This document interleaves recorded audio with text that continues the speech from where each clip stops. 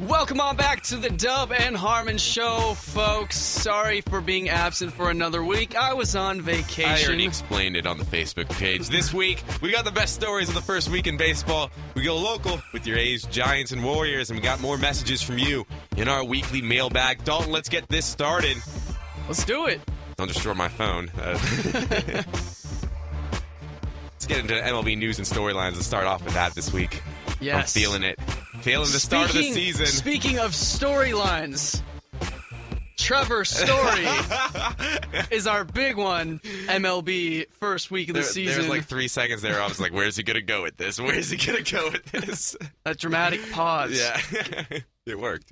Anticipation is rising. Trevor Story. What a first 4 games. Wow. 6 dingers in his first 4 games. Wow. I don't think I've ever even replicated that in my career mode on in MLB The Show. Yeah, that's unreal. That's like crazy. This is unprecedented, I'm pretty sure. Oh, unprecedented in a ton of ways. The K's worry you. K'd a lot in that same amount of time. Yeah, and what's a little worrisome, too, is he had about a 26% strikeout percentage throughout his minor league career, and it's kind of seeping its way into the majors. I mean, obviously, major league talent's going to be more difficult, a little heavier than the minors, so, I mean, it's not out of the realm of possibility that his strikeouts could increase from what they were before. He could just be that total, hit or miss guy. Yeah, like he's home drilling run or it a bust. long way, or he's going to strike out. Yeah. And a long, long way. I mean, it's so fun to watch. That last time, that 6th home run, we were talking about it earlier this week. That 6th home run where he was jammed inside. It was a good pitch on like a 1-2 count. Oh, yeah. Could have just knocked it out anyway. 99% of the players in the league would have just grounded that out to the second baseman or hit a nubber out into left field for an out. He just forced it through power of will to force that into the left field stands. Beautiful. Yeah, like you said, he does strike out a lot. He had, let's see, how many Ks in those first 4 games? He still had 4 Ks in the first 4 games. In the 5th game, he struck out 3 times. So the teams are going to figure him out as time goes on. So we got hopefully the pace of 200-plus home runs will somehow keep up, and he'll smash out about 110 this season. But, I don't really see that happening. Yeah, I don't think he's going to maintain that OPS of 1,400 either. That's a little out there. And what's crazy? At the average he was going at, he would have put him at a 267 OPS plus at a certain point. That still would have been lower than what Barry Bonds had in 2002. He's in a realm of his own. That's scary. For sure. Yeah. Trevor Story, it's awesome to see him and others paving the way. I was really scared about the shortstop position in the future. It was looking really dim. You had total duds like Marcus Semien, my boy over in Oakland, who's still struggling to get the ball to first base on his throws and his hitting is about as inconsistent as you could ask for. So, I mean, it was... You looking at guys like that, I was getting really worried, really scared, but now you see Francisco Lindor, Carlos Correa, Corey Seager, and now Trevor Story. We are in good hands, folks, good hands. Xander Bogaerts as well, another name I think is in the... Underrated, yes. Yeah, underrated guy. I feel like he's left out a lot, and he's honestly one of Boston's best just pure contact hitters. Yeah, exactly. Like he's not bringing the power as much as some of the other, like you see like a Brandon Crawford now who's built that offensive power game that's came out of nowhere the last 2 years. So I think it was a little bit of the opposite with Bogaerts too, because he had that raw power in him, but then he kind of tweaked his approach and his style at the plate to make more contact. Yeah. He just needs to get on base more. Yeah. And I mean, it's great because 10 years ago, you would think about maybe not 10 years ago, 5 years ago, the prospects for shortstop was a weak position, and awful. Yeah. Looking, like, you'd wait until the 10th, or I'm going to make an MLB The Show joke here right now, but you'd wait until later rounds to draft a shortstop because there's no good shortstops out there. That's you're not getting there used to be a first baseman, third baseman in the past 5 years. The regular positions, you haven't had a good Ozzie Smith type player for a while now. So Ozzie's one of a kind. Yeah, too. That's true. Yeah, so another kind of surprising storyline that's floating around this past week, the Diamondbacks. Could their season have started any worse compared to what the splashes they made this offseason? paid the most for, or I don't know if it's the most, but they paid a lot for Zach Greinke, and it has not worked out for them in 2 starts so far. I mean, their acquisitions have not come through for them, which is a little... Zach Greinke, highest average annual salary for a pitcher of all time, ever. So he's got monumental expectations on him, and he's on the wrong side of 30. And as a result, he just did not produce in this first week. You look at what he's done, and he's got a 9.90 ERA with 2 losses and only thrown 10 innings. So he's averaged about just 5 innings per start, and he's averaged 5 strikeouts per start. That's not what I want from my ace pitcher. Not at all. Especially a guy who was historically good last season. That's not a good sign. Yeah, and it wasn't as if his first start was against the best team as well. I think his last start, I don't know if it was against the Cubs or not, but that game against the Colorado Rockies, that's not a team that you should be putting 7 earned runs in 4 innings worth of effort against. That's just not the team. Like, you need to... It's not like he's been facing good people. He's been facing terrible people. That makes it even more worrisome, really. I don't know, actually. He's faced the Cubs and the Rockies. Cubs were the second start. Cubs were the second. So they're a good squad. Cubs and Rockies, I think those are 2 of the more high-powered offenses in the National League. The Rockies, the knock on them has always been for pitching. They just... talk about absolutely zero pitching talent in the past. You could go so far back, 10, 20 years even. I mean, there's just been nothing. It's a wasteland. But the Rockies this year, I mean, look at Trevor Story's been on fire. Then you got Carlos Gonzalez still hanging around, Charlie Blackmon. I mean, they've got guys who can hit.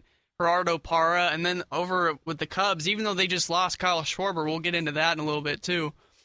They still got solar power, Jorge Soler. They've got Dexter Fowler brought back, Jason Hayward, Anthony Rizzo, Chris Bryant. I mean, it just goes on and on. Cubs, So, I mean, the Cubs are stacked.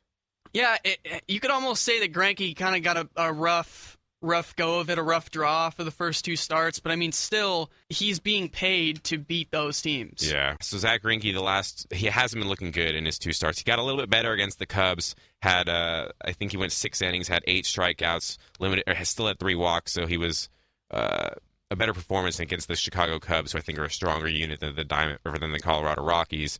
But for a first 2 starts from a guy who's getting paid the most a pitcher's ever been getting paid, it's very disheartening for a Diamondbacks fan. Yeah. Looking at his career stats, 3.38 career ERA, 9.90 this season, big red flag. And the 5 innings per start has got to be a bit of a tax on that bullpen that they don't need right now.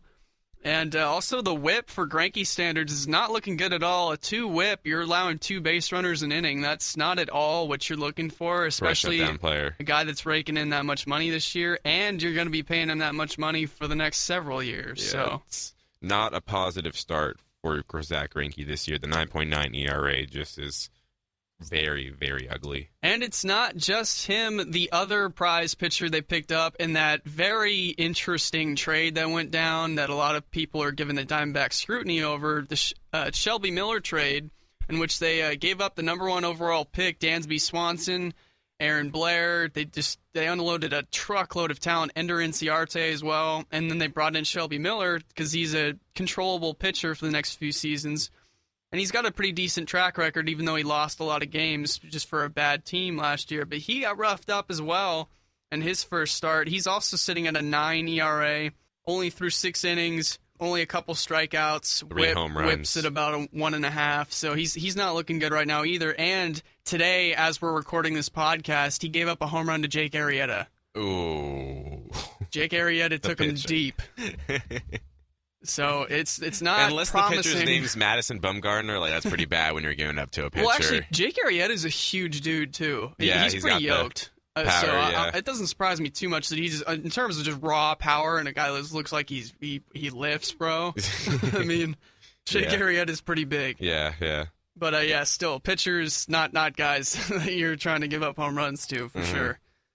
So both of those guys struggling. Those are your 1 and 2 starters right now. And now with those guys both being inconsistent, now you're relying on Patrick Corbin, who's still working his way back into his form after Tommy John surgery. So they need all 3 of those guys clicking. That's what they built this team a lot on is the pitching. They need that starting pitching to carry them. The bullpen's not fantastic. It's okay, but it's not fantastic. So they need those starters to carry him into the 7th inning. Yeah, definitely. And a couple of other question marks, like Yasmani Tomas, that $68 million contract they gave him, and he's still got to earn that.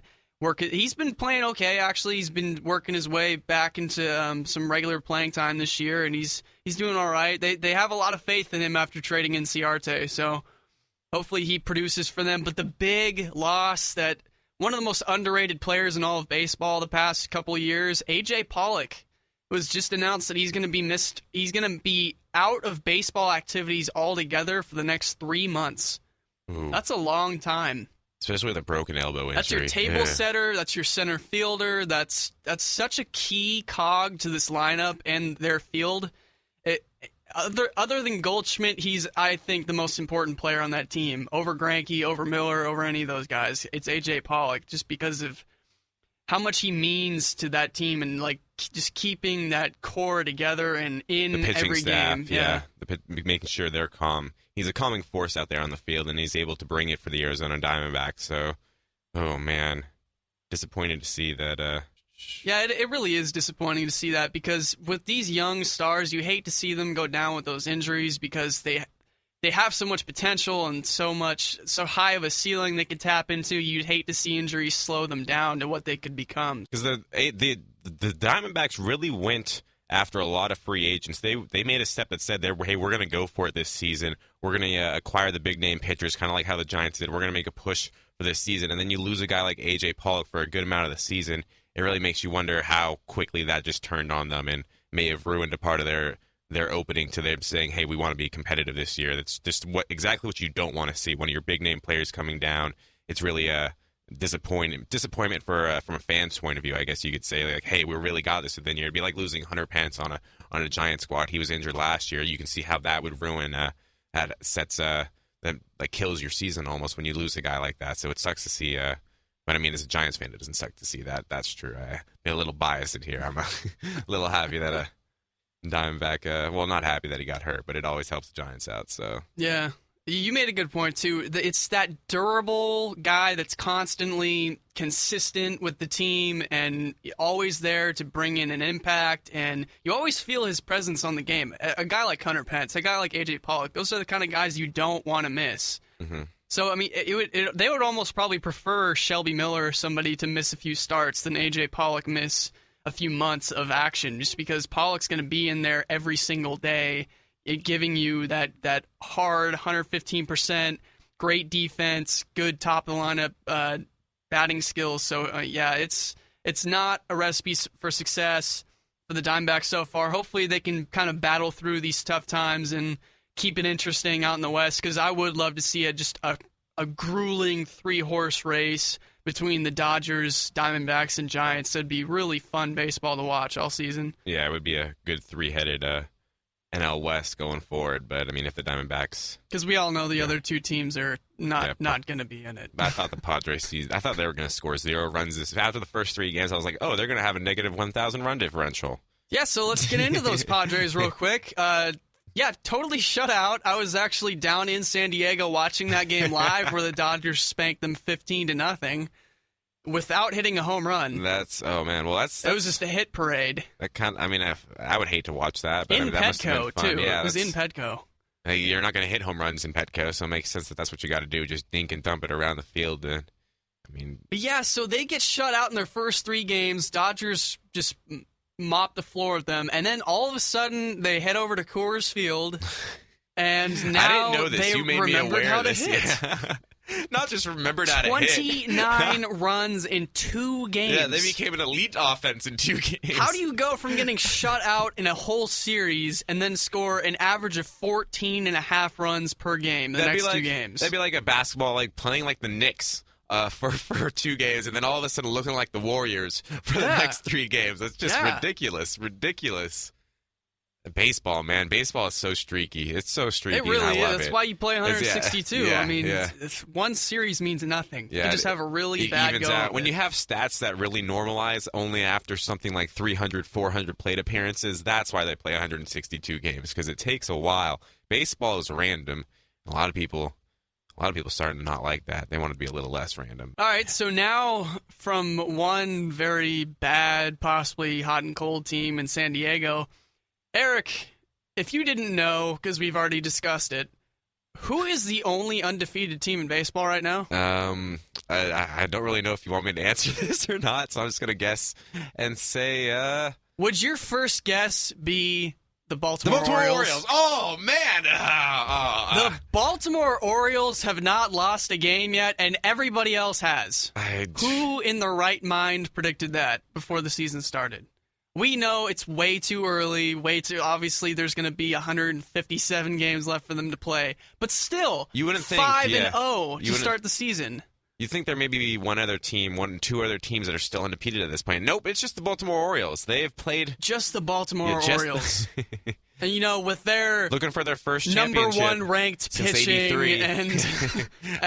Chris Davis, Adam Jones, those are good players, but I mean... Yes, they have talent, for sure, but nobody saw them leading this division probably at any point during the season. This was seen as a race between... I don't think the Twins are the worst team either. Twins are a team that's on the upswing, I feel like. They're a year or two away from really being a playoff force, so... They're still really young. Yeah, that's the thing. They're young. I mean, they beat up on the Twins a little bit. You get 2 wins against the Rays. You had that one game postponed. I don't know if they're replaying that today or replaying that down the line. Mm-hmm. And then they'll be they got a little 3-game series against the Red Sox starting tomorrow. So yeah, Baltimore's got a solid team. Pitching's also the problem with them also because they've got Yvonne Gallardo and Chris Tillman. Okay, those are both ceiling number 2 starters, maybe number 3 starters. They've got a lot of mediocre pitching. They lost Wei-Yin Chen, which was a big blow to that staff. But they still got the solid bullpen. They brought back Darren O'Day. They still have Matus. They still have closer Zach Britton. And then, of course, they've got the big boppers, Adam Jones. They brought back Wieters on the qualifying offer, which I think surprised them. I don't think they were planning on actually him accepting that and bringing him back. Yeah, it's always good when the Baltimore Orioles are good again because it makes the AL East. When the AL East is a fun competitive division, I think that's when baseball really gets a lot more media attention, really, and that helps out the game. And it's also a lot more entertaining for the fans because, that seems like the division that has the most storied, I don't know how to explain it, but it always seems like that's like one of the divisions that everyone really cares about. Like, even if they're not like have a team from the East, they're like, oh, I want to see how that AL East is going because it's always, when you have 3 or 4 teams like you've had the past 3 years, it makes it a lot of fun. And even if you don't, you still have the New York Yankees and the Boston Red Sox going off against each other. That's one of the game's best rivalries. So it's always fun to see having the Baltimore Orioles do good in the AL East because it makes it just a little more competitive, makes it a little more fun. Yeah, you mentioned it right there. The Boston Red Sox and New York Yankees, 2 of the bigger media grabbers in all of baseball, two of the bigger markets, and then you've also got the only Canadian team in baseball, the Toronto Blue Jays. So those are some big grabs right there in the AL East. So a lot of eyes are on them for most of the season. And when the Blue Jays and Orioles, those high-powered offenses are keeping things interesting over there. I think that division's totally up for grabs. I'd say the Rays are probably on the outside looking in right now just because their offense is still pretty anemic and the pitching is still a little bit too inconsistent. But, Yankees, Red Sox, Blue Jays, Orioles, any of those teams could wind up grabbing. It's just whoever's hot, whoever's playing hot baseball and wants it. Do you think there's any other division in the league right now that's any more wide open than that one? I'd say the AL Central would be the only one I'd think of because of the white. Yeah, every team in the AL Central really is looking like it too. You mentioned the Twins, even though they're 0-5 right now, they're not an 0-5 capable team. Their potential is much higher than that. I think they're going to rebound quite a bit, even though the pitching's probably going to keep them. I'm not going to really put my money on them winning it this year. Tigers have rebuilt their staff and their lineup a little bit. Indians, that 3-headed monster pitching. It is wide open. Royals are the defending champs. Yeah. And then White Sox bring in Todd Frazier and Brett Lawrie and those guys. So, yeah. That'll be fun. It's pretty wide open. Fun season in the AL this year. A lot of things are wide open. Yeah. Yeah, and speaking of this competitive AL East, one of the... Well, I guess some people kind of saw this coming a little bit just because, they lost David Price and they're having to move Aaron Sanchez from the bullpen in the rotation. The Toronto Blue Jays pitching has kind of faltered a little bit, other than today where you had Marco Estrada go out and give a solid performance. Other than his Yes. Yes, great time to pick him up off the waiver wire for sure. But other than him, it's been pretty not great for the Blue Jays. Which is a travesty because their offense has been incredibly fun to watch these first 6 games. I mean, Donaldson hitting the grand slam. You had Jose Bautista going off yesterday. I mean, they have been putting up numbers on the board too, and their pitching has been so atrocious. They're still losing these games, which is, I mean, I know the AL East seems to always kind of be like maybe a little more hitting than it is pitching, but you need to be able to win games where your team's putting up double-digit runs, high single-digit runs, and they haven't been able to do that so far to start off the season. I mean, it is early. Everything we're saying so far is early, but I mean, that's what they've shown so far. So yeah, first impressions though. Yeah. Sometimes teams kind of give a glimpse of what their potential. Identities can be formed within the first 3 or 4 weeks. I mean, so.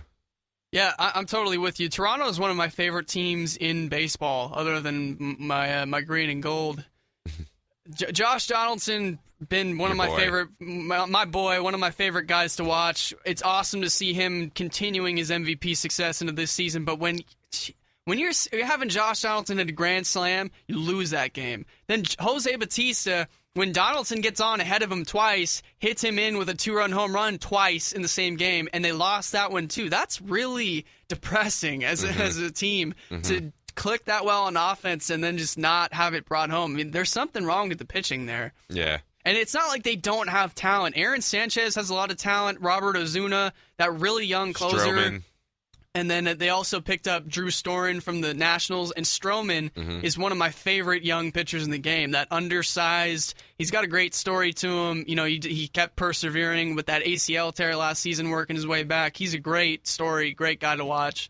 So I'd be on the lookout to see what they can do over the course of the season. I look to see, hopefully see them in the playoff picture in some capacity. John Gibbons and those boys trying to put it together for another AL East run. Yep.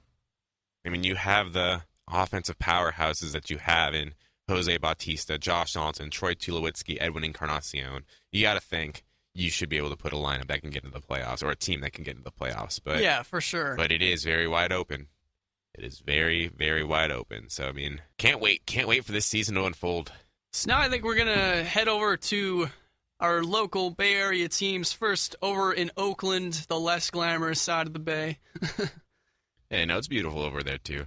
It doesn't get as much notice, but, I mean, Oakland's a nice city. Oakland's a very nice city. Yeah, it's okay. Well, I don't think it's anything compared to their counterparts over in SF. But, that being said, the A's, so far this season, that's a good way to describe them, I guess. Yeah. They're playing. 500 ball. They started off really bad. That was a pretty bad series to open up against Chicago. I was really disappointed in that. One-run games are still an issue for this team. Lost way too many one-run games last season, an alarming amount. So I think that was a little bit to do with bullpen problems, just not enough clutch hitting, and the team just not coming up when they need to, and not making that last pitch to punch the guy out, or not getting the clutch hit in the 7th, 8th inning, and you need to drive that guy in. So they showed they showed us a little bit more promise though later after those first 2 to start off against White Sox. So they've won their last 2 one-run games as well. So they're 2-2 on the season. That's so you hope that it turns around. It started off with some issues from last year, but they're because 2 years ago weren't they one of the best teams again with one-run games? They were incredibly good. So maybe it's just better days. Yeah, yes. It's an off and on switch. Last year is off. This year will be back on again. They had some third baseman named Dosh Jonathan, something like that. Yeah, I think he won an MVP or something too. Right. Yeah. Anyway, yeah, that might have had a little bit of something to do with it. But anyway, now it's definitely a huge help that the bullpen is vastly improving. They completely turned over the bullpen this season. New guys like Liam Hendricks, Ryan Madsen, John Axford, Mark Sapchinski, all those guys are bringing a lot of stability to the bullpen, which is great to see. The rotation has still got quite a few question marks in it. There's some guys that are injured right now and working their way back. Yeah, Rich Hill starting that opening game. Yeah, that was not good. Although he looked really good yesterday. I was watching that game. He looked a lot better than opening day. The announcers were also saying, too, I was hearing Fosse and Kuiper talk about how it's a little bit difficult for a pitcher to all of a sudden get his mentality ready to pitch in a game because he found out at about 1 o'clock that day that he was going to start, and Sonny was officially ruled out. So it's got to mess with you a little bit when you're not able to really prep the way you want to for a start. Because most pitchers have, like a motion or the routine routine like that they go through, and you have to speed it up. It's never a good thing unless you're highly adaptable. So he looked good yesterday too. My favorite part, he made Robinson Cano look silly. Yeah, Cano was doing nothing off of him. So did he hit anyone? No, I don't believe he did any. I don't believe he did yesterday. I feel like he had a streak going because how many people did he hit in his first start? Was it 2? Was it 3? Yeah, it was a couple of them. Yeah, not. And he had 3 in that minor league start. I was hoping he just start a little streak of his own where he hits 2 or 3 people every game, like the wild card of the.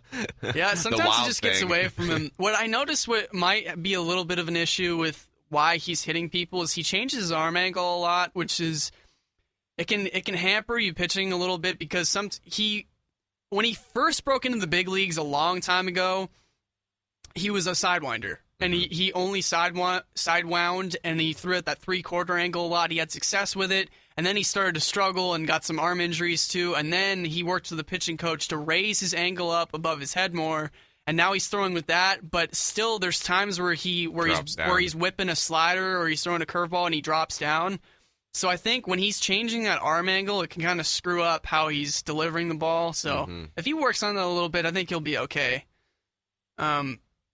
Yeah, so one of my favorite parts that we just talked about of why I think they're having a little more success in that lineup, there's a noticeable absence in the lineup.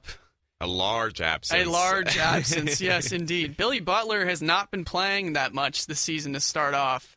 And, wow, music to my ears. Travesty to me. I'm a huge Billy Butler fan. Not really, but, I mean... He was such a big name coming over just a couple years ago, too. It's crazy to see how... Yeah, he had so much success with Kansas City. I don't know. Maybe he was protected by the guys around him. Maybe, it hasn't worked out, and it's been disappointing all around from Billy Butler in the 1+ years that he's been here. So. Here are my problems with him being in the lineup, okay? He's 250 average, so very mediocre hitter. But the problem is one of the reasons why they brought him over is because of his power potential, which he totally lost last season. No power whatsoever. For a guy who's bigger like him and a guy who offers 0 speed whatsoever, you need a guy like him to be hitting more gap shots, more doubles, more home runs. You need him to get some big pop, and he just did not bring that at all last season. So that was really disappointing. And so, I mean, the A's were probably hoping he's still on the right side of 30, so they were hoping that he still had a little bit left of a ceiling to reach, but he took a major step back last year. I think maybe with Melvin sitting him and kind of letting him know that he's easily replaceable this year is maybe going to light a little bit of fire under him, and maybe he comes back when he does play, whether it's against lefties, like a platoon like that, maybe he'll play a little bit better. Because a lot of people were thinking he'd be a platoon DH, but there's also another theory that I read about. It might just be a couple of things of circumstance that have kept Billy Butler out of this lineup recently, and disappointingly to you, he may be getting a lot more playing time recently because on the Thursday, the reason Jed Lowry is the DH because they wanted to give him his first day off from the field, all right? And then Friday, Josh Reddick DH because he had a minor back issue, so they kept him out because of that. Saturday, they gave Chris Davis the DH, and I think that was just a matchup sort of thing. And then Sunday, Stephen Vogt had been catching for 3 days straight. They wanted to give him a little break I guess today's Sunday, so they wanted to give him a break from the catching position. So maybe Billy Butler is getting less time. It might just also be a thing of circumstance. We may be seeing more Billy Butler coming up in the next 5 to 10 games, depending on how the matchups work out, depending on circumstances. But he definitely will have a reduced role, which I think A's fans are clamoring for that. Yeah, there's no question he's going to see his fair share of at-bats this season. I just hope that with this kind of a stretch and him just seeing and actually coming to grips with, he just doesn't, there's no expectation of him being in the lineup. Bob Melvin has no problem sitting him. Yeah. So if he's not hitting, then he's just not going to play. So regardless of his $10 million salary or anything like that, he could just ride the pine, which I'm totally cool with, especially if like we're going to jump into next, Coco Crisp is maneuvering his way back into the lineup after that really injury-riddled last season, and he was hitting poorly too. Not a good sign for those diehard Coco fans. Everybody's favorite player, Coco, one of the longest tenured A's now on this team. So they need his veteran leadership, his presence. He's starting to edge past Billy Burns to really take that starting center fielding role lately too. I mean, he's been playing pretty well to start off this season, so... Of age veteran showing he's still got a little bit in the tank. I mean, that's or not a little bit left in the tank, but he still has it in the tank, I should say. So, and what I hope they do though is my hope is that Coco just DHs and Butler doesn't play against righties. Butler can DH against lefties. That's cool. Yeah. And then maybe you figure out whoever is hitting better, Coco or Billy in center. But I'd like to just see Coco and Billy. So then maybe you can hit Coco 9 as a second leadoff hitter and then lead off Billy. And then keep Burns in the outfield? Yeah. Yeah, gotcha. Because he's much more spry and agile right now, for sure. And it'll keep Coco, it'll reduce his injury risk. That's a big factor for him. And they've both got equally horrible arms, too. So, there's not much of a difference there. Yeah, definitely. That's a interesting way to go about things. And I think I'd like to see that, too. That'd be cool to see Coco Crisp producing and staying healthy this year. He's always fun to watch when they go to A's games, so... Yeah, and then to wrap things up, the bullpen, like we mentioned, is a lot better this year. That's one of the biggest strengths so far of this young season. Other than Liam Hendricks getting bounced around a little bit in the other day in that 6-1 loss, the bullpen in general has been great. Ryan Madsen's got some nice velocity to his fastball. Doolittle's looked okay, other than that one home run he gave up to Jimmy Rollins, and then John Axford's looked good, had good velocity as well. Sipchinski had 2 pretty key innings yesterday, so it's looking pretty good, looking promising. Ryan Dole, another guy who's looking very good to start the season. So the bullpen's not as much of an issue right now, I think. Week in, what are your an early prediction on what kind of season? This is really tough to say. We should have done this maybe in the preseason more, but early indications, how would you see best case scenario this I think A it season helps going? too now that we see them playing a little bit. Yeah. It's so hard when you haven't seen them play in regular season games, but now that I've actually seen them play, I think they're going to beat a lot of the projections there's some really harsh projections on the A's right now saying that they're going to have a tough time winning 60, 65 games or something like that. I think they'll maybe crack 70. And win like 72, 75 games, something like that. It's not going to be anything crazy, but with the goal of reaching 500 being the you can't count these teams prize. out. I mean, back when they first nudged their way into contention and nobody saw them coming out of nowhere when they upended Texas, nobody saw that team really competing all that much either. So I mean, they could just weasel their way in and beat a few teams when they're not supposed to, and they could easily get towards 500, maybe a little over 500 if everything clicked at the right time. It's everything got to click. Rich Hill has to continue pitching well. Sonny Gray's got to keep reaching his potential. There's a lot of things. I think Henderson Alvarez is going to be an X factor for them too, because he's working his way back to making his way into the rotation, and he's due to hit the team in about May or so. So if he enters that rotation and he's throwing real well, we could be looking at a decent season. Okay, all right. I hear you. Gigantes. Did you want to stop, or did you want to? Did you want to pull up anything? To be honest, I feel like I have what I wanted to pull up right up here on my phone right now, anyways. So okay, I think I'm good to go. All right, yeah. So now we're gonna cross over the bridge, talk about some San Francisco Giants. San Francisco Giants. I am excited. Things have. Did we mention what number year it is right here? Yeah, it's an even year. Even year? It's that's right. 2-0-2-4-6-8 are the even year possibilities. Yes. So we are definitely in an even year, and Yes. we have already seen that even year magic working in effect. Let's take that 3-2 victory the Giants had over the Dodgers. I guess just a couple days ago when they were facing a guy who had been throwing a no-hitter. Yeah, no business winning that game. Yeah, 7 through a third. Gets pulled after walking a guy. Trevor Brown just goes, it's Giants, even year. Dave Roberts, what are you doing? Yeah, I understand what he was doing. It's just such a... God, the look he probably had on his face. Business. He got himself ejected, so he ended up sitting around in that locker room any bit longer. He just wanted to get out there. Stripling, you pitched your heart out, man. Yeah. We feel bad for you. And so you've already seen the magic again, especially against the Dodgers too. That's when it really gets to be a great thing. They won that series against the Brewers to start off, took 2 games, and then I don't think it was much of a chance. Yeah, The Brewers are gonna ride in the cellar this year. Yeah, I was hoping they get the sweep there, but I mean you got to start your season by beating the teams you need to beat. So that was good to see. And now they've taken 2 or 3 against the Dodgers. They're currently playing right now. They just took the lead again. I know we're dating a little bit, but so Giants may take 3 out of 4 from the Dodgers to start off the season, start off on a mental high by beating the Dodgers. That's always good in the clubhouse. And then they go on to Colorado and play the Dodgers again. So, I mean, I'm enjoying this start to the season. You got a lineup that's just so dangerous all the time, starting from the top with Span. Really underrated, too. Finishing with really Pagan. Underrated. Yeah, it's just criminally underrated. You got speed, you got contact hitters, and you have just a meaty lineup that just drives in RBIs. They don't hit as many home runs as you're going to get as you think. Even though they have hit, I think they've started off every game so far this year hitting a home run. So they have brought the power, but they're gonna bring extra base hits into the field, especially when they're playing at home, because you know how Pac Bell is, and they can hit, they can rake. So it's timely hitting. That's the thing with the Giants. They're not going to be guys that are clubbing 40 home run seasons or anything. They know when to get hits. So they could be going the first set, like perfect example. They get no hit in that game, and it's looking like, oh wow, this is just the Dodgers' day. Stripling's pitching his heart out. This is the Dodgers' victory. But nope, timely hitting. 2 hits. Yep, 2 hits. A walk and 2 hits. They only needed 2 hits. A walk and 2 hits. Like right at the same.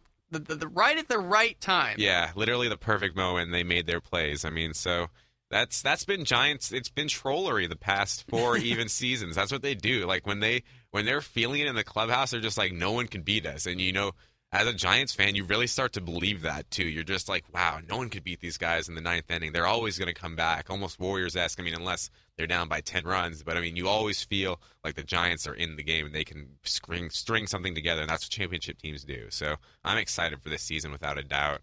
We got Bumgarner starting off. He started against the Brewers, and he was sick that first game. It was on the back end of a flu. Yeah, he did not have his best game, but they still managed to pull it out. Yeah, and then lost against the Dodgers. Kershaw and the Dodgers got the victory in that game, but we did find out that Bumgarner still owns Kershaw. Yeah, and we mean from the plate. Just Bumgarner hitting another home run against Kershaw. I loved it. That's like one of the underlying storylines that just like no one thinks about, but then it happens over and over again where Bumgarner is just raking against Clayton Kershaw and then also winning the matchups on the mound too, even though they didn't win this last one. But it's always been, it's great. It's a great time to be a Giants fan right now. And we did find out who the real king of home runs is at AT&T Park.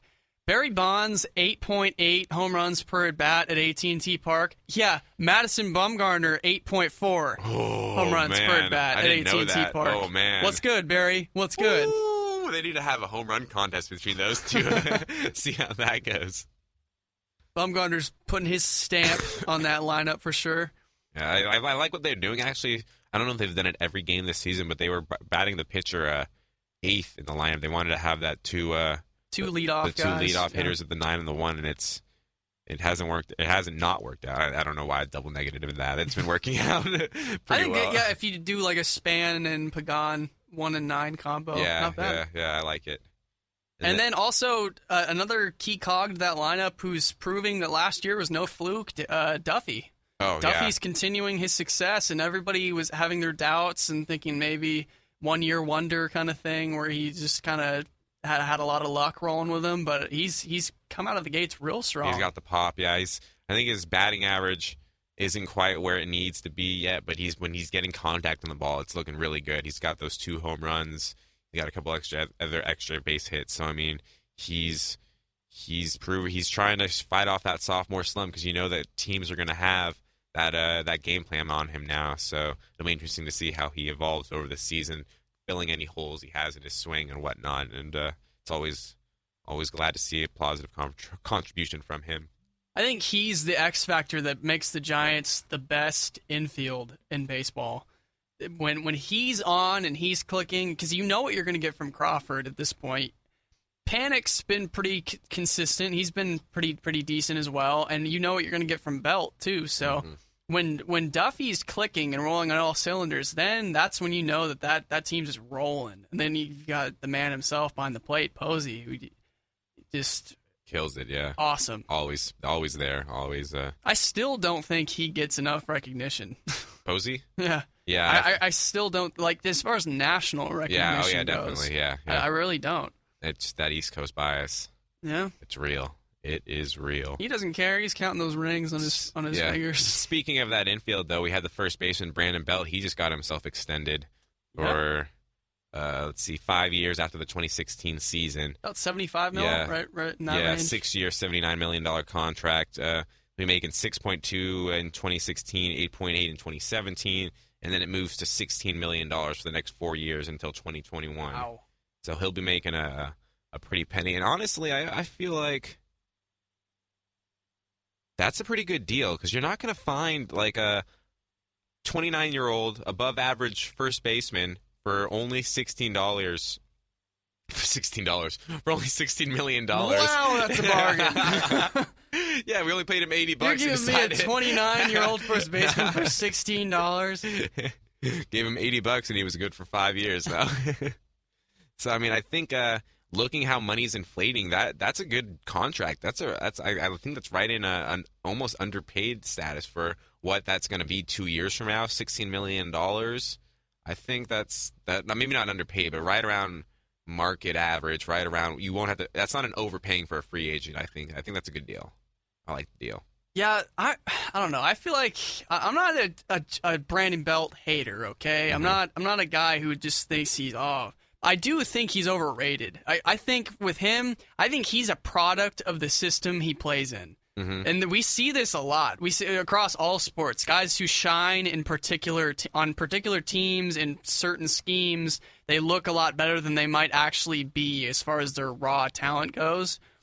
So I think with Brandon Belt, that's absolutely the case. But the way he's slotted in the lineup, where he gets to hit he's got Posey and then Duffy and then Pence around him. I think he's totally just a product of that Giants team. And I really don't think, especially because he's not going to be 29 and he's making $16 million. He's going to be older than that. He's going to be on the wrong side of 30 when he's making that $16 million. Up until 33. I still think, even with inflation money going up, that's a lot of money committed to a guy like Brandon Belt. I think that money's better invested if you had a guy like Duffy that needs an extension later, if he keeps on producing the way he is.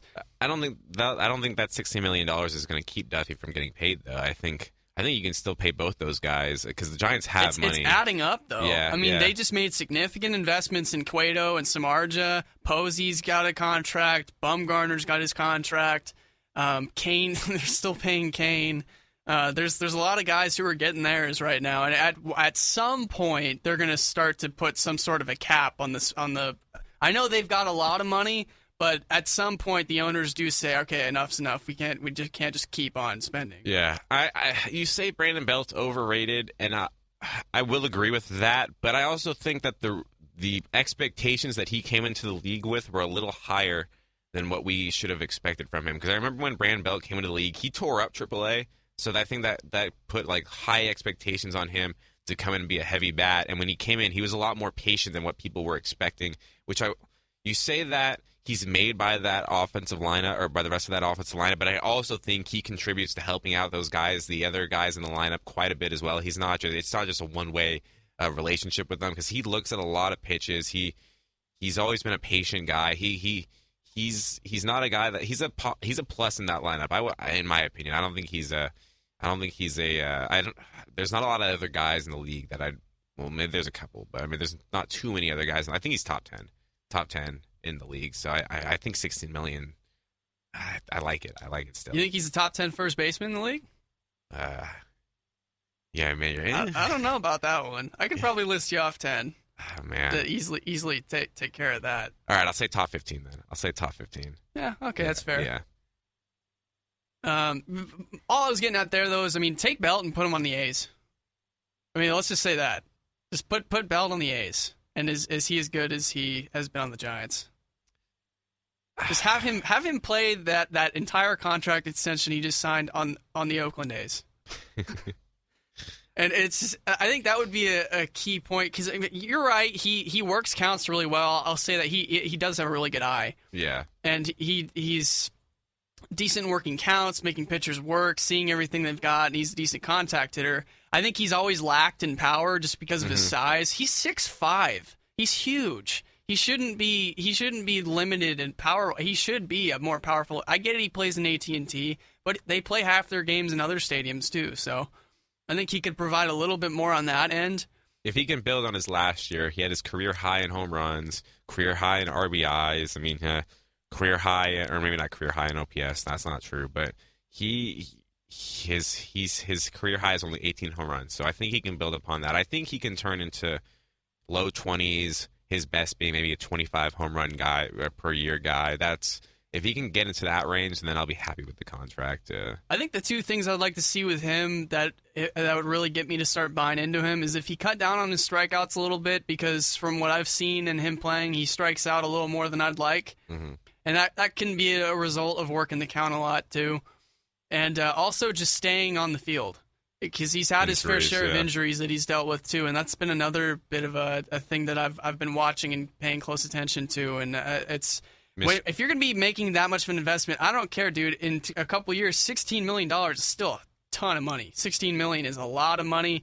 You give me $16 million right now, I'm set for life. So, I mean, you're paying that much money to a guy for a few years on the wrong side of 30. He needs to stay his butt on the field. Yeah, missed 90 games 2 years ago, missed 25 games last year. So he needs to be on the field for at least 140 of those games out of the 162. Yeah, agreed. And maybe Posey plays the other 20 games at first or so. Mm-hmm. That's another thing, too, is now that you've extended Belt, is there going to be a conflict down the line of Posey and Belt playing first base? Because I think eventually Posey's going to get to playing first base. You say that, but I don't think it's going to be coming as quickly as you think it is. Posey has been a man that he wants to stay as catcher as long as possible, and you're not hearing a lot of anything on the other side of that from management and Bochy. They haven't been like, yeah, he'll eventually get there. They've just been like, okay, we'll just, as long as, I mean, yeah, the general convention is definitely that he will move to first base the longer his career goes on, but they just gave that money to Brandon Belt. He's saying that he wants to play catcher as long as he possibly can. We could see another 6 years of Buster Posey mainly. I mean, I think we're going to see the next 6 years of Buster Posey mainly paying catcher. And I mean, that's a long time, though. That is. My thing is he's saying all that now.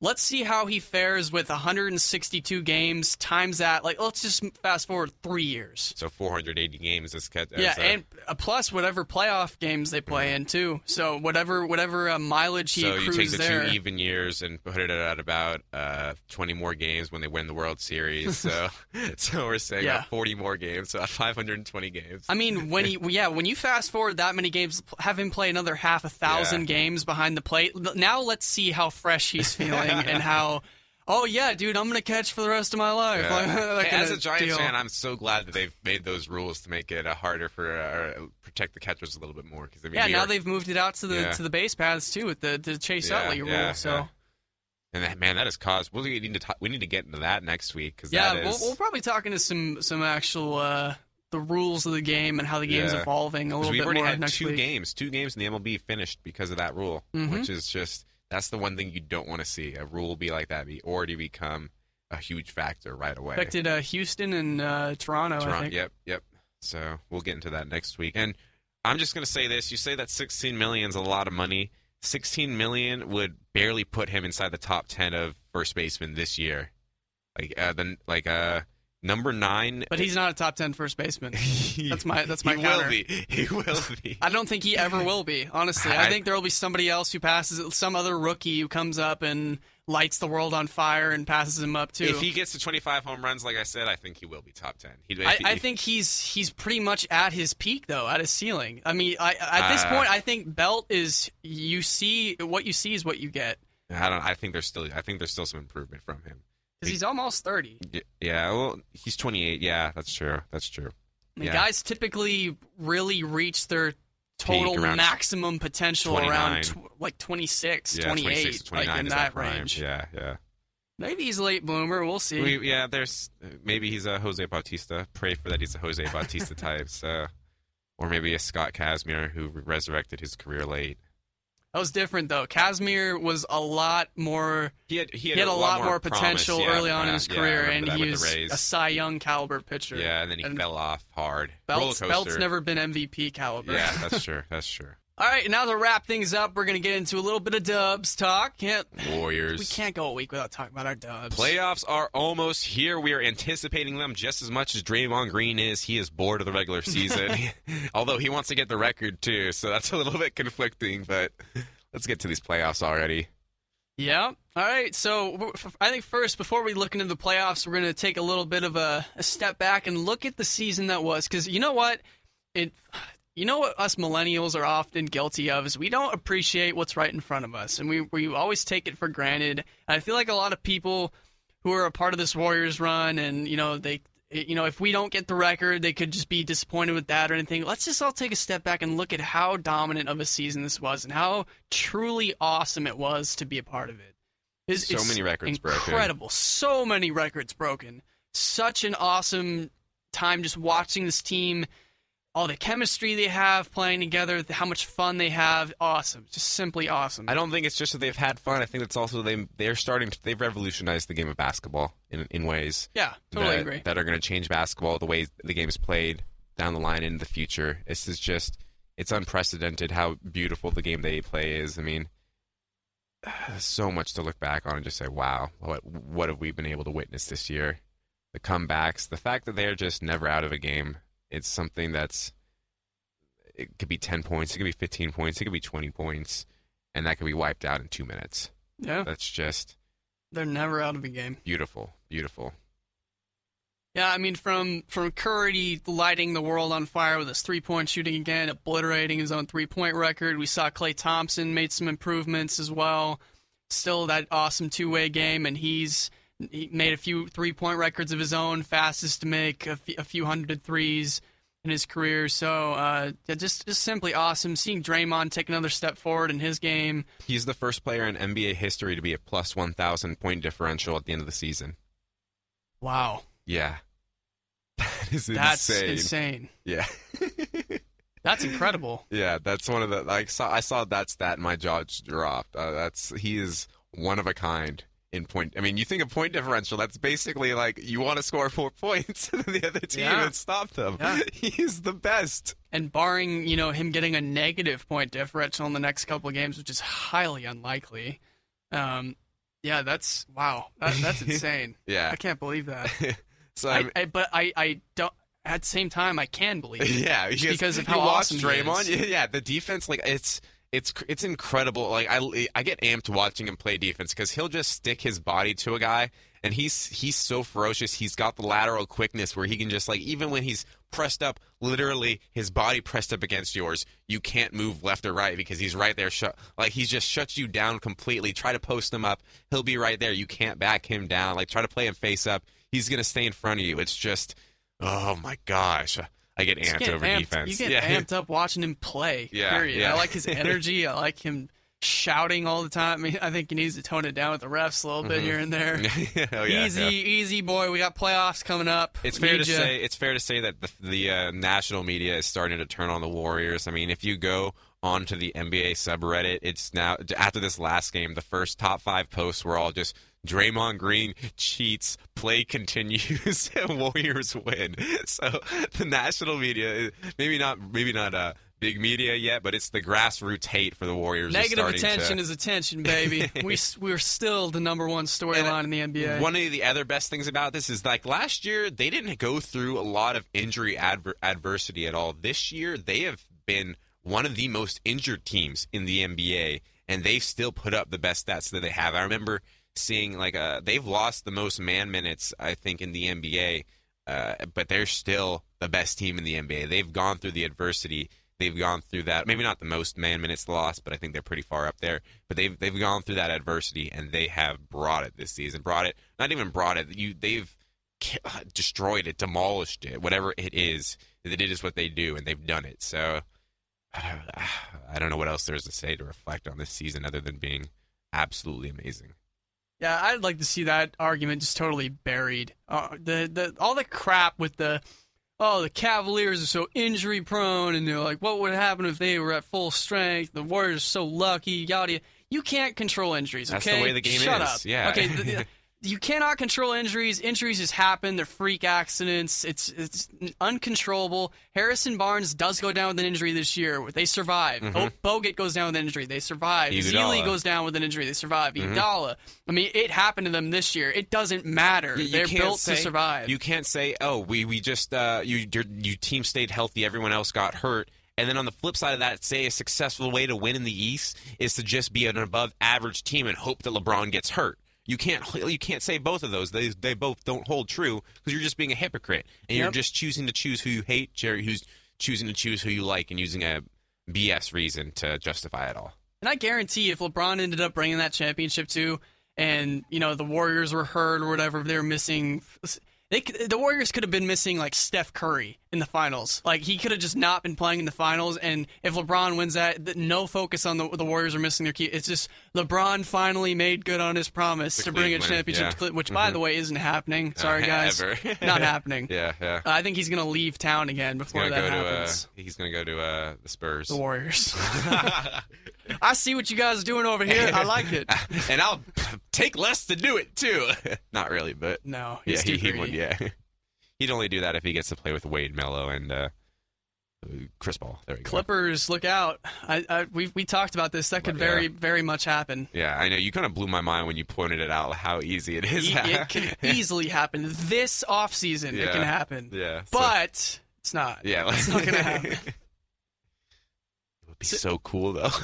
Yeah, it would be. So I think we're going to move on to some fun season awards for the Warriors now. Just like look back and see what the top moments were of the season. So I think we'll start off with our MVPs of the Warriors. This is a really tough one, guys, man. By the way. Really this? Tough. I had to sit here for about one whole minute, maybe, and brainstorm.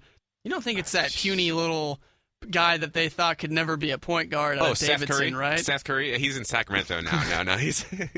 Do you think it's that guy that Charles Barkley is saying? He's like, oh, he's only a shooter or something like that? Yeah, I think it is. I think just we're talking a shooter, about the same guy. dude. Yeah. He's just chucking up shots. Just a shooter. Yeah, I'm pretty sure it's Steph Curry. It's Steph Curry, 100%. Stephen Curry is your MVP of the league, of the world, of the universe, of the Warriors, of everything. Just know that our authority has made it so, folks, all right? So he is the MVP. He's won the NBA MVP awarded by the N Harmon Show. The award ceremony will be the night of the NBA award ceremony. We're going to walk out there and hand the trophy. The only thing that matters is that we awarded it to him, by the way. It doesn't matter what anybody else says. I mean, they could just hand the trophy to Kawhi Leonard and think, Steph, listen to us. You're our MVP. Yes. You're the real MVP, man. That's as far as that conversation is going to go because there's no real discussion there. We all agree on that. Let's go most improved player. Most improved player. Yeah. So let's start off with you. What's your take on that? I had it down to 2 players. It can be a little bit tough. 3 players, actually. I had it down to 3 players. I had Steph still because he's improved so much. I had Festus Ezeli, even though Festus hasn't played as much. I really liked the improvements he's made in terms of just basketball IQ almost. Yeah, I agree. And then Draymond. Draymond's stepped it up again. High points per game, assists per game, rebounds. I mean, he's triple-double machine. So, I mean, I'm gonna say Steph. I'm going to say Steph was my final choice. It's the easy choice, but I mean... It's easy to just say that guys that are at his level can't be qualified for most improved. Like, he won't even get looked at for most improved player of the league this year. But honestly, you hit it. He is one of the more improved players of the league. Yeah, I mean, just because he won MVP last year, I mean, and scored 24 points, well, now he's scoring 30 points per game, all right? So, I mean... He's just stepping it up another notch into another galaxy that nobody else can touch. Yeah, the Jordan Nova. Yeah, I'd say for me it's down to 2 guys, and the one guy probably wouldn't be one of the first names that a lot of people think of when they look at the Warriors. See, I'll start off with the guy I'm going to give it to. I'm going to say Draymond Green, just because of, like, I mean, there's a good point right there. What you just brought up, the plus-minus, the point differential. Yeah, the first player. That's a huge one right there. That's... The fact that he stepped his game up to be more impactful on all aspects, the triple-double machine he's been this year, just his overall impact on the court cannot be put into words. You just have to watch him play. And then after the game, you look at his stats, and it may not even do justice to what he did out there. You have to watch his impact on every play. Every play. He switches on to guards, centers, doesn't matter, gets steals when you need him, blocks when you need him, and then he makes that clutch three when you need it, makes that key pass when you need it. Oh, his passing skills are probably my favorite part about him this year. Mm-hmm. He's a phenomenal passer. Yeah, he had a little bit of a three-point game. I want to focus on that. It seemed like it took a little bit of dip mid-season, right around that All-Star game, but it's right back in full swing. I think yesterday he had that three-pointer where he faked the pass, had the defender come up on him, and in his face, you don't usually see him try to take the three-pointer if there's a guy right on him like that. He just rose above with 4 seconds left on the shot clock, nailed a three-pointer from a little bit in Steph Curry range. I mean, it's just a dramatic improvement from him outside. He's shooting something like 38% this year from three-pointer when he was shooting 33% last year. It's just all across the board improvement from Draymond Green, and it's, man, beautiful. Yeah, and he should get a few second, third place MVP votes too. Oh, agreed, definitely. Not any first ones, because Steph's going to be our first. He's going to be our first unanimous. Yeah, it's not going to be that one guy who gives it to LeBron or Kawhi. But my dark horse here, I don't give him the award, but a guy that I want to pay some respect to, Sean Livingston. I love the fact that he's accepted his role in the team, and he's been such a calming presence off the bench. His post-up game is magical. I love watching him post up, and because he recognizes that no guard has height on him. Mm-hmm. No guard.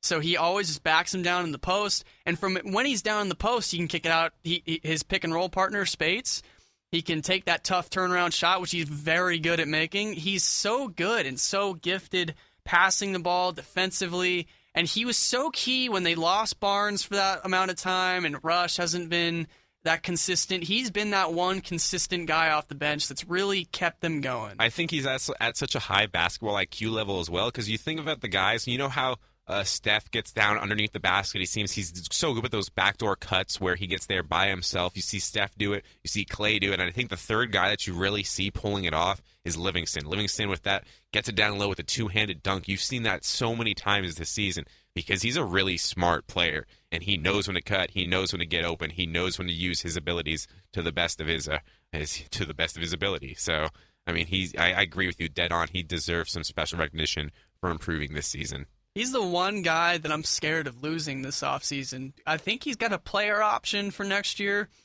and I'm not sure what he's going to decide to do for next season, but I really want him to stay on the team. Yeah. I want that's one of the top priorities. I think the Warriors need to screw Barnes, screw everybody else that has a contract situation. Let's make sure we have that backup point guard there, because he's key to spelling Steph for when he needs to rest, and then he can even step in for Clay too. Mm-hmm. So I love having him there. Agreed.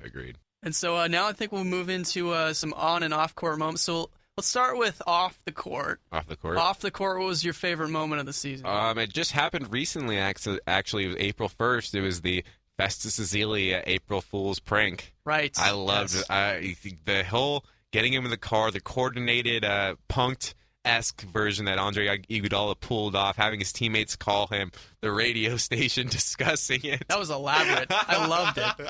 I love Iguodala's sense of humor and the just the light kind of energy that he brings too, and he just likes to keep things really interesting and funny. So it was good. That the technical skills put into that really was convincing. Oh, for sure. If you throw on the radio and you hear like, "Oh, Festus Ezeli about to be cut. Who saw this coming?" Like, if I was him, I'd be like, I'd be freaking out. I'd be going crazy in the back of that car. Yeah, they went to great lengths to make that just sound completely legitimate. Yeah, it was a lot of fun, and it shows just how much these guys love each other too. Like, to be able to pull that off. Like, I feel like on other teams, like if someone on the Knicks did that, I feel like someone would be getting pissed off because there's not locker room cohesion there.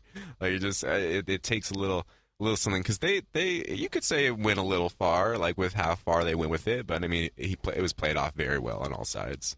What about yourself? Yeah, and I'm not sure, like, we just briefly talked about this a little bit beforehand, but regardless of whether it counts as, like, an off-court moment, because it's in regards to their on-court play, seeing 3 Warriors make the All-Star team. That was so great to see this year, and seeing Draymond, Clay, and Steph get rewarded for their play and how much they've meant to the game as a whole and how many fans they've brought into watching basketball, and noticing Draymond for his substantial leaps forward and Clay for his continued work on both ends of the floor and Steph for just being a transcendent superstar. So it was All awesome, 3 well-deserved. awesome to see all 3 of them make All-Star Weekend, and then you get to see Draymond doing his Kevin Hart routine, and then Clay and Steph face off in the 3-point contest and then play in the All-Star game. So it was awesome to see them get a nice part in All-Star Weekend. Yeah, All-Star Weekend was definitely all-around fun. Just a lot great time. So then we have one last the on-court. This is tough because when you got a team that wins 70 games, how do you narrow it down? I think I got myself. You got a pretty good one though. I liked. Should I, sir? You want to go first this one, or should I? No, go ahead. All right, then I got the Warriors overtime victory over the Oklahoma City Thunder. Yep, there I think it is. that was late February, maybe, or early February. I can't remember exactly when that was. But you had the Andre Iguodala with no time left on the clock, hitting the 2 free throws to tie it up, and then Steph hitting the game-winning 3-pointer. That was a magical game. Just for me, I think I've told this story on air already, but that was when I was at work watching that game with me and 2 other friends in 3 separate corners of one of them being an Oklahoma City Thunder fan. And we all see that shot get made at the same time, and 2 of us go running around the back of the store, and the third guy, he's also our boss too, just holding his head down in shame, unable to say anything when we're obviously not working because he was doing the same thing. So that was a lot of fun. Great game, great times for me. So that's my on-court moment. Moment. Favorite. Yeah, for me, I totally agree with that. That's one of the best singular on-court moments for sure. I'm going to go with something that I've seen throughout, and a lot of people have seen throughout the season that we kind of gloss over a little bit. I like Steve Kerr's face after Steph makes those.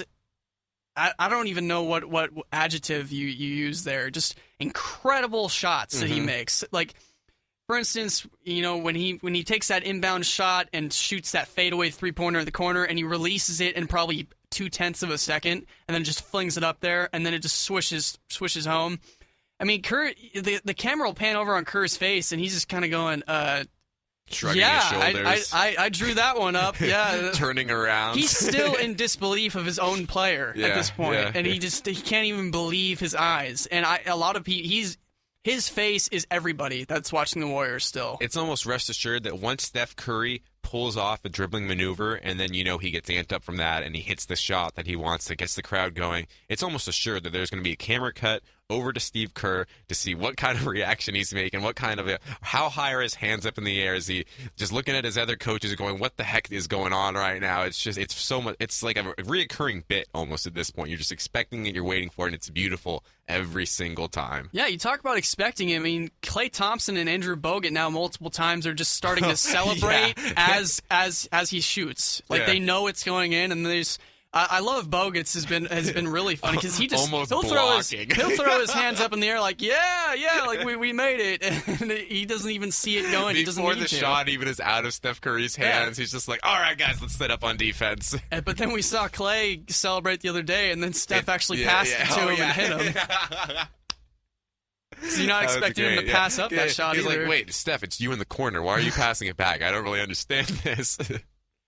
It's such a fun year. It's been a great year, and it's going to be an even better playoffs. And hopefully. now we get into the meat of it. The 82 games are just about up, even though in just a little while now they got a big game against the Spurs. I don't want to get into that too much to date ourselves, but so the 2 teams it's looking like they're going to be shaping up against in the playoffs: Utah and Houston. Okay, please give me Houston. Yeah, I'd have to agree with you there. I want to take down the Soft brothers. Yeah.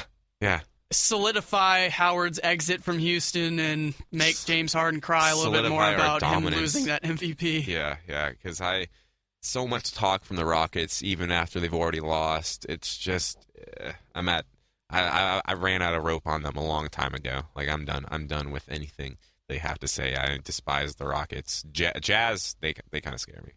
Yeah. Although if it made me feel a little bit better after that last time we played them a little bit better than we have in the past. So Yeah. honestly, we're gonna beat either one of the teams in a 7-game series. But it would be more fulfilling and more satisfying to see us beat down the Rockets yet again. Mm-hmm. If you're talking about just in terms of actual threats on the other team, though, I do respect that James Harden is still a pretty decent scoring threat, and Dwight Howard's not bad. So if you want to just go in terms of not having a superstar on the other team, then you want Utah. Yeah. Just because they're kind of like Boston in a way. They just got a bunch of decent to solid players. Houston also has the CBA MVP in Michael Beasley. So Michael Beasley. I'm going to say that. Beastly. Say his name, Michael Beasley. Michael Beasley, 13 points on 10 shots in 5 minutes. All right, question number 1 coming up. Here we go. David in San Francisco. I was wondering, with the Warriors on the verge of being the greatest team ever and Steph Curry running away with another MVP, if you think that with everything Draymond does on both sides of the court, if he actually is more valuable to the team than Steph, I guess. Keep the good work. All right. Thank you, Interesting David. question. Yeah, that's been debated quite a bit this season, I think, and just in terms of the overall versatility of Draymond and his effect on both sides of the ball versus Steph's just superstardom. Here's maybe how I'll simplify the question. Who would have a bigger impact if you took out of the lineup for an entire season? Steph Curry or Draymond? Who do you think? Well, according to the stat you just dropped on us, that plus minus, it's obviously Draymond. It's going to be Draymond. Yeah. I love defense. I've always loved defense. I called myself the Bruce Bowen of NJB back in the day when I played basketball. No one calls themselves the Bruce Bowen of anything. So I kind of want to say that Draymond's impact is so big that maybe sometimes it... Man, this is such a hard topic because to say that he's more important than Steph Curry is going to sound so stupid when you see what Steph Curry does. But I mean, man, Draymond is so good defensively. The way he's able to guard 1 through 5, and not just guard 1 through 5, he can completely shut down 1 through 5. It's almost as unprecedented. I don't know, because there have been other defensive players He who have could been, be on his way to a Defensive Player of the Year this year. I think he could be getting it. Yeah, I think. Oh man. See, for me, I think the argument for Draymond, and it's a really solid one, is this. With Steph, a lot of people like to poke in the fact that he relies a lot on the Bogut and Draymond screens a lot, and he relies on spacing, like having Thompson as a threat over there as well. And so there are other factors as to why he's as effective as he is. And so Draymond doesn't depend on that kind of stuff as much, just because he just kind of like plays in the flow of the game, and he just makes that right pass, and he does so many other things that it's not so much about his scoring. So I completely understand that. The one big thing that's going to solve this for me is in the game, it's 10 seconds left, and you need a shot to go in. You're giving the ball to Steph. You're giving the ball to Steph Curry. You're not giving the ball to Draymond Green. You're giving the ball to Steph Curry. That's the only thing that needs to solidify this argument for me. Okay. Is in that clutch situation, if you're talking about who means more to the team and who can you live without. Because I think if you just have Steph in the game and you're making do with whatever stretch 4 and Draymond's not playing, and you get to that clutch moment down the end of the game, you're not going to miss Draymond Green taking that clutch shot. You want Steph taking it, or Clay. Okay, yeah. So I can definitely see that argument too, and get your merit. So I mean, it's a complicated discussion, but thank God we're having it. I mean, we have 2 such world-class players. Yeah, I mean, the fact that we get to have that conversation is pretty incredible. So yeah, it was a great question though. Thank you, David. It is a very first-time caller. Yeah. We got a second-time caller calling back for Andrew. Back for more. Yep. Round 2. Hey, Devin Harmon, this is Andrew in Oregon. My question is, with the Niners not making any splashes this year in free agency, despite having cap space, do you think this will be Balky and his staff's last year in front office if the season doesn't go as planned? Ooh. Nice. Great question. Gives us a chance to talk a little bit of football, too, because, I mean, with it being the offseason and everything, there's not a whole lot going on, especially free agency's died down a little bit. But let's start off with you. What do you think? Oh, Jed York.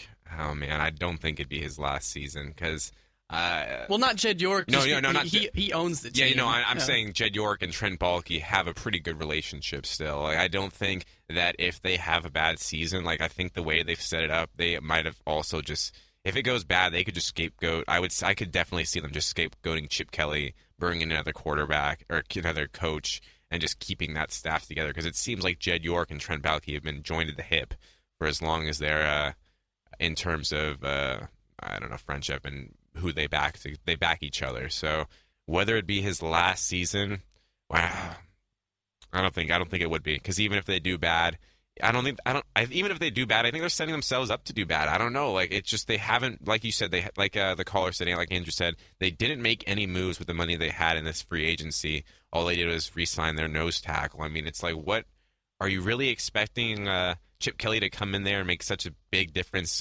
coaching-wise? This team's going to be coached up to be able to play. And what are your actual expectations here? So I think they're almost like seeing it as, this may be another down year for us, but maybe we're building for a long-term plan, and they're just not saying anything about it, because if they do say something like that, the fans are going to be outraged at them, because their leash is already so short. So I wouldn't see it being Baalke and Co.'s last year if they don't do good this year. Yeah, I think they pigeonholed themselves into not making a move. It's pretty simple when you actually look at it. With the amount of stuff that the Niners have had to deal with, and the amount of crap that York's had to deal with in the media, and getting scrutinized and criticized, from Harbaugh to the Tom Sula fiasco last year. We're a joke. Yeah, I mean, they're in a hole where they can't make moves. Mm-hmm. Chip Kelly and Trent Baalke, mark my words, will be the head coach and general manager of the season after this one, mm-hmm. on opening day. Guarantee it. Like, there's no way around it. They're going to give Kelly more than 1 year, and Baalke's going to stick around for another year, because they can't afford to make too many other big changes, just because that's going to continue the fact that, like, the league won't take them seriously. Yeah. And that it's just a carousel of just other people coming in. So they're going to try to build some stability. And the fact that there's no expectations on this, because they didn't spend anything in free agency, they held on to all that money, and they're hanging on to this team that performed so badly last year. There aren't any expectations, so you can't fault Kelly or Baalke or anybody for a team that just doesn't have talent. Yeah. So there's no scapegoat. Well, really. you can fault them in not getting the talent, but you can definitely fault them in not gathering talent and bringing talent to the squad. That's more on Baalke, I think. Yeah. And the fact and York, like you said, the fact that Baalke's so tight with York, it's just, it's going to deflect. I don't really think it's going to. If the only way, if anything pressure does come on them from media, I think it's going to get deflected. I don't know if it'll get deflected. It'll get deflected at Chip Kelly. I don't think it'll get deflected in the first season, though. If that relationship sours within the first year, that is not just red flags. That's the red flag of all red flags. There are huge issues. I mean, like you said, having that carousel. As soon as you have that image of being a joke franchise, like you become the Raiders for 10 years or so, or something. So it's. Well, they've already been that. The Niners have. So, I mean, we had 3 good years. I think the only reason that Baalke would get fired, it's entirely possible. I think in order for him to get seriously considered for a firing and get into hot water, is Baalke would have to miss pretty badly in the next 2 drafts and just get a bunch of duds, and Kelly would have to flop tremendously. He'd have to be a horrible hire, like bunch of more infighting. A bunch more drama comes up between Kelly and the players, and it causes more rifts, and then I think York would be actually pressured into having to look at his front office. He'd be scapegoat. Oh, okay, for the front office guy. Gotcha. Okay. Yeah. Because at that point, then it's not so much about. Then it really puts a microscope on the GM, the guy who's running the. Because York doesn't want it to look like it's him, so he'll be like, oh yeah, it was Baalke. Exactly. He'll take him out and go grab somebody else. So it was the ball boy.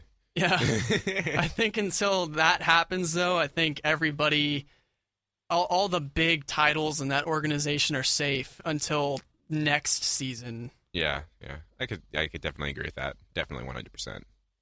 That was a great question, though. Thank you, Andrew. Yeah, thank you for the second time question. Continue to call in, give us your questions for man. everyone. Yeah. Everyone call in, give us some feedback, give us a question. Let's wrap this up, Dalton. Yeah, that's going to pretty much do it for this week's episode. I want to thank you all for tuning in again. Please leave us more questions to answer, more comments, anything you want us to discuss or talk about on the show. But hit us up on social media. We've been encouraging it the past couple weeks. We've got some great call-ins. We'd like them to continue. We love the fan interaction. Let's get the social media out. Yeah, as always, you can hit me up on Twitter, on the tweets at Dalton Wicks. All right, I'm on Twitter at EH24TheMamba still. I'm also on Instagram at Harmon24 and Snapchat at EH24TheMamba. If you want to really figure out what's happening in my life, hit me up on the Snapchat. Yes, dude. I am unfortunately not as photogenic as my pal over here, so just Twitter and Facebook for me. You can also visit our YouTube page, N Harmon Show, iTunes, Spreaker. We're out there. We're out there, folks. We are on the internet. It is alive. All right. See you later, folks. You stay classy.